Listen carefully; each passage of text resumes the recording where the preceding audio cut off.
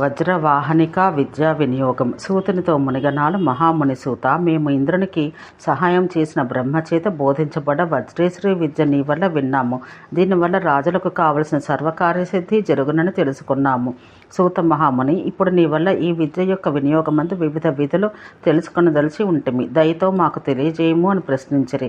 మునిగణాలకు సూతుడు ఇట్లు చెప్పెను. సావిత్రి మంత్రం చేత వశ్య, ఆకర్షణ, విద్వేషణ, ఉచ్చాటన, స్తంభన, మోహన, తాడన, ఉత్సాదన, ఛేద, మారణ, ప్రతిబంధన, సేనాస్తంభనాది కార్యంలేగాక ఇతర క్రియాకలాపాలు కూడా సాధించుటకు వీలగను. దానికి మంత్రం: ఓ వరం ప్రసాదించు దేవి, పృథ్వీ యొక్క పర్వత శిఖరంపై రమ్ము. ఓ దేవి, బ్రాహ్మణుల ద్వారా ఆజ్ఞ పొంది సుఖపూర్వకంగా పొమ్ము. మునులారా, కేవలం ఈ మంత్రం చేతనే అనుజ్ఞ పొంది భూమి నుంచి పైకి పొమ్ము, వేరు విధంగా కాదు.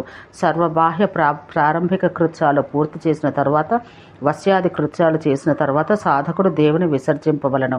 మరలా అనంతరం విధిపూర్వకంగా మరొక అగ్ని స్థాపించి దేవుని ఆవాహన చేసి మరలా జపమార్చన చేయాలి. తిరిగి విధి ప్రకారం అగ్ని యందు హోమం చెయ్యాలి.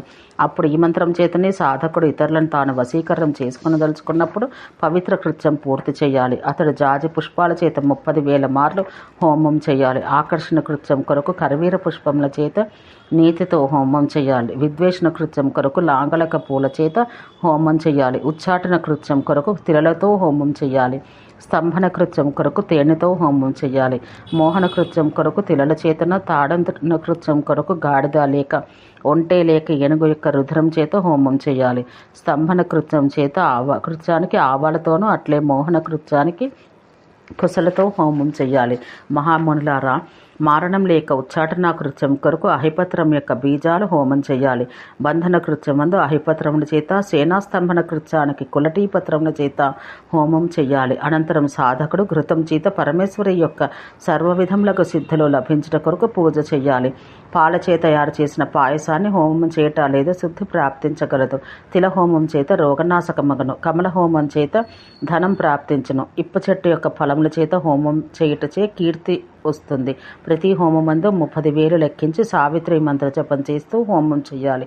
పూర్వం వల్లనే అన్ని కృత్యాలు ప్రారంభమందు జయాశబ్దంతో, చివర శ్లిష్టాశబ్దంతో ముగించాలి. దీన్ని వినియోగించడం సంక్షేపంగా తెలుపబడింది. ఇది విస్తృతం కాదు.